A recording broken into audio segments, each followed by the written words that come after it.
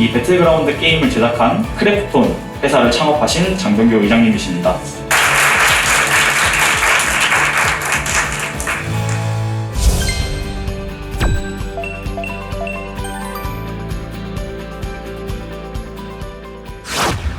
정답을 제가 전달을 해드리는 입장은 아닌 것 같아요. 왜냐하면 여러분 세대는 자꾸 같아지려고 하면 안 돼요. 여러분 세대는 다양성이 중요하고 개인의 어떤 특성이 중요하고 개개인이 좀 다른 식으로 경쟁해야 되고 승부해야 되는 세대예요. 정말 많은 사람들이 비슷하다고 생각해봐요. 어떨까? 그러면 로봇이 대체하고 인공지능이 대체하고 이런 세대가 되겠죠, 그죠? 그러니까 여러분 세대는 점점 선진국으로 가기도 가기지만 산업 경쟁력이든 여러분 개개인의 경쟁력을 보더라도 나만의 방식을 자꾸 찾아가려고 노력해야 되는 거예요. 그러니까 여러분 세대는 그렇기 때문에 오늘 제가 하는 거의 목적은 여러분들의 사고 방식이든 사고하는 것들을 좀 확장하고 자극을 주고 그렇게 생각할 수도 있겠구나, 이런 어떤 기회가 되는데 좀 더 방점이 있다, 이렇게 딱 이해해 주시면 될 것 같아요. 자, 그러면 지금부터는 여러분들 취업 전인 분들 만나면 하는 많은 질문들에 대한 이야기 쭉 넘어가는 걸 하겠습니다. 처음 가지고 온 문장은 이거예요. 박수능 교수님이 한 문장이에요. 정체성은 인간을 움직이는 가장 강력한 힘이다, 이런 거예요. 저한테 가끔 질문이 와요. 돈을 그렇게 많이 벌었는데 지금도 왜 그렇게 열심히 일하나요? 이런 질문이에요. 실제 그런 질문 받아요. 근데 이제 돈이라는 거를 심리학으로 따지면 외적 동기라고 하죠. 외적 동기.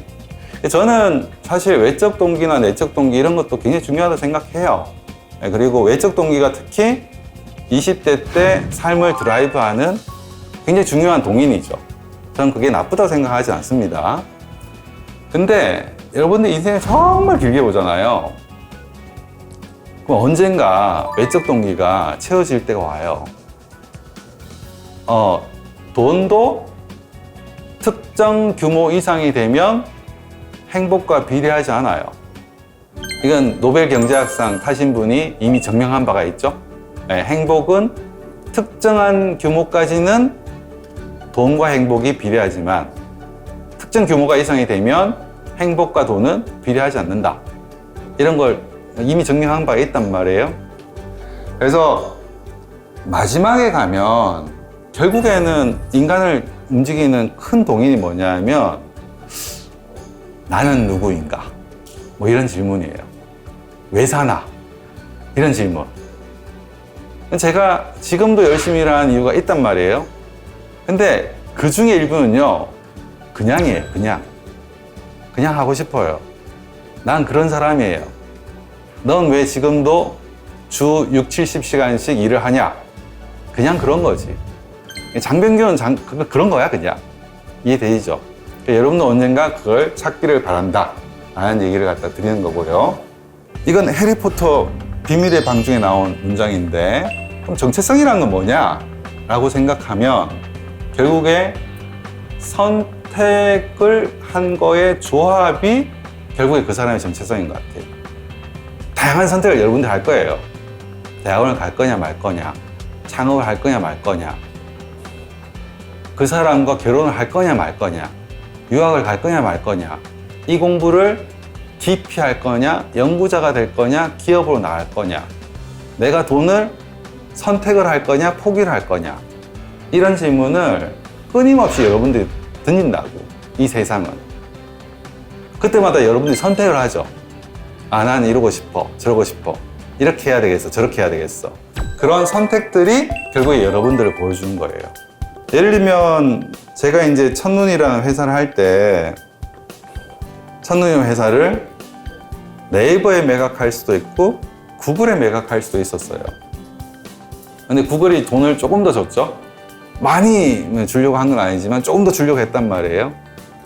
결국에는 네이버에 매각한 걸 선택을 한 거예요. 뭔가 이유가 있는 거죠. 그쵸? 근데 그게 옳다 그러다가 아니라 그 선택이 장병규를 나타낸다고요. 그 결정이 장병규를 나타낸다는 거지.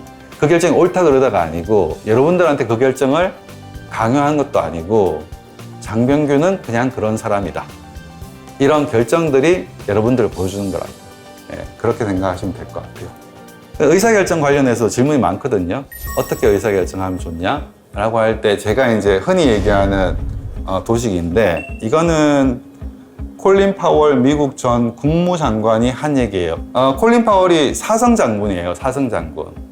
무슨 결정을 가장 고민하면서 했겠어요? 전쟁을 할 거냐 말 거냐. 그러니까 고민을 많이 했을 거라고 저는 생각해요. 물론 음모론자들은 다른 얘기를 하기도 하지만 이분의 공과에 대해서 다양한 또 얘기가 돌지만 저는 적어도 이 사람이 고민을 깊게 최선을 다해서 했다고 저는 생각해요. 이 사람이 했던 얘기 중에 의사결정을 할 때는 확률이 40%에서 70% 내에, 즉 의사결정을 하기 위한 정보가 100이라고 쳤을 때 100이라는 정보 중에 40이 안 되면 40을 넘는 걸 모으기 위해서 최선을 다한다. 그리고 의사결정은 해당한 정보가 70을 넘기 전에 한다. 정보가 100이 되기 전에 결정을 한다는 거예요. 정보가 100이 되면 그거는 의사결정이라고 보통 얘기 안 해요. 합리적인 실행이라고 보죠. 왜냐면 정보가 100인데 뭐 의사결정이라는 건 정보가 부족하거나 내 생각이 조금 덜 정리가 됐다고 생각할 때 내리는 것들을 보통 의사결정이라고 얘기한단 말이에요. 그럴 때마다 저는 많이 하는 게 의사결정 먼저 해요. 마음을 먹어. 마음을 먹고 난 다음에 주변에 얘기하지 않고 그 의사결정을 묵혀요. 정말 중요한 결정들, 예를 들면 그 결정이 나의 5년, 10년을 결정할 정도면 묵히는 걸 최소 1, 2개월은 해요. 그리고 의사결정이 한 1년 정도, 내지는 요즘은 돈도 많이 다루니까 예를 들면 뭐 크랩톤의 의사결정 사이즈 중에 한 뭐 1,000억에서 3,000억 사이의 의사결정이다 라고 하면 뭐 한 2, 3주 정도 묵히는 거야. 그 기간 동안에도 마음이 평온하잖아. 그러면 주변에 알리고 실행을 해요. 근데 그 기간 동안에 내 마음이 뭔가 불편해. 그러면 재고합니다.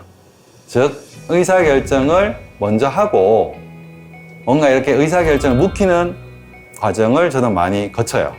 의사결정 할 때. 자, 이럴 때면 어떻게 돼? 의사결정 닥쳐서 하면 안 되는 거예요. 정말 중요한 의사결정, 여러분들의 인생을 결정할 수 있는 질문들은 빨리 답변하려고 노력해야 돼. 그래야 시간을 벌어요. 그래야 의사결정을 묵힐 수가 있어요. 저는 그렇게 많이 한다. 이렇게 이제 이해해 주시면 될 것 같아요. 그리고 이건 뭐 스타트업 대기업에 대한 얘기도 한데 여러분들도 늘 이걸 고민하셔야 돼요. 어떤 것들은 함께 가야 되고요. 어떤 건 혼자 가야 돼요. 예를 들면 대기업을 하는 건 뭐예요? 크래프톤은 굉장히 큰 기업이에요, 이제. 많은 사람들이 함께 하는 거죠. 멀리 가려고 하는 거예요. 크래프톤은 안 빨라요. 스타트업은 뭐예요? 좀 혼자 가는 거랑 비슷해. 엄청 빨리 가. 대신 많이 망하기도 하고. 좀 다른 특성을 가지고 있는 거죠, 그렇죠? 여러분들 인생도 마찬가지죠. 여러분들 인생도 어떤 건 혼자 가야 되고, 어떤 건 두세 명이 같이 가야 되고, 어떤 건 실험실, 연구실이랑 같이 가야 되고, 스타트업이랑 같이 가야 되고, 어떤 경우는 대기업이든 연구소에 가서 일하는 경우도 있다고. 특성이 다르다고, 제가 보기엔. 모든 걸 갖추고 있는 경우는 잘 없어요. 선택하는 거지. 그래서 이것도 한번 어떤 선택을 할 때 참고하면 좋을 것 같아서 특히 스타트업, 대기업 관련해서 선택할 때 좀 참고하면 좋을 것 같아서 가지고 온 이야기입니다. 스타트업에 대해서 가장 상징적인 인물이 일론 머스크죠, 그죠? 일론 머스크 얘기예요. 누구도 일주일에 40시간 일해서는 세상을 바꿀 수 없다. 개인적으로 공감합니다. 이 장표에서 꼭 전달하고 싶은 거는 정말 세상을 바꾸고자 한다면 주 52시간 근무로는 불가능하다라는 이야기는 저는 여기서 얘기 드리고 싶다. 그러려면 어떻게 돼야 돼? 자기 인생을 살아야 돼요. 남의 인생을 살면 40시간 내는 것도 아까워요. 어차피 한번 살고 가는 인생이잖아. 그지? 그러니까 자기 인생을 살아야 된다는 거고, 그러려면 뭐가 돼야 돼요? 내가 누군지 알아야죠. 고민해야 된다고. 커리어 고민할 때도. 그래서 정체성 얘기가 또 나온 거예요. 여러분들이 어떤 의사결정을 하고 나의 길을 찾는 과정은요, 아쉽지만 안정적이고 누구나 가능한 정답이 있는 방법은 별로 없는 것 같아요. 결국에 여러분들이 앞으로 전진하려면 결국에 여러분들이 안정적인 어떤 컴포트 존, 마음이 편안하게 느끼는 어떤 뭔가를 벗어나야 되거든요, 우선. 왜냐면 새로운 길을 간다는 거는 모르는 거잖아. 기본적으로 모르는 걸 가는 건 모든 인간이 힘든 거예요. 저만 하더라도 힘들어요, 저만 하더라도. 제가 예를 들면은 양말이 다 똑같거든요. 양말이 다 똑같아요. 청바지는 제가 일주일에 한 번 딱 갈아입어요. 예, 그리고 위에 옷들도 비슷해요. 왜 그럴까? 너무 편한 거야. 그러면 어떻게 될까요? 다른 양말이 존재해. 막 불편해. 힘들어. 다른 바지를 입어야 되면 막 괴로워.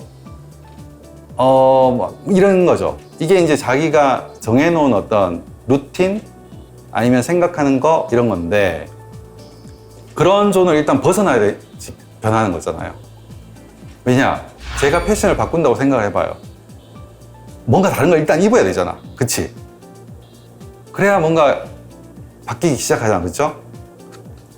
여러분들도 커리어든 뭐든 하려면 정답만 가지고 갈 수 있는 길은요, 제가 보기엔 고등학교까지가 거의 끝이에요. 수능이 거의 끝이에요. 반드시 컴포트 존을 벗어나야 되고, 안정적인 존을 벗어난다는 얘기는 시행착오를 한다는 거예요. 시행착오를 한다는 건 뭐냐면 아쉽지만 실패한다는 거예요. 실패하는 걸 받아들여야 돼요. 긍정적으로 생각하면 토마스 에디슨이 얘기한 이런 얘기를 갖다가 할 수 있겠죠. 이거는 정체성과 의사결정에 대한 이야기고, 산도르 마라이의 열정이라는 짧은 소설책에 나오는 단락이에요. 개인적으로 되게 좋아해서 그래서 자주 인용하는 건데, 오늘 제가 얘기한 것들을 갖다가 소설로 그냥 보여줬다, 딱 이렇게 이해됩니다.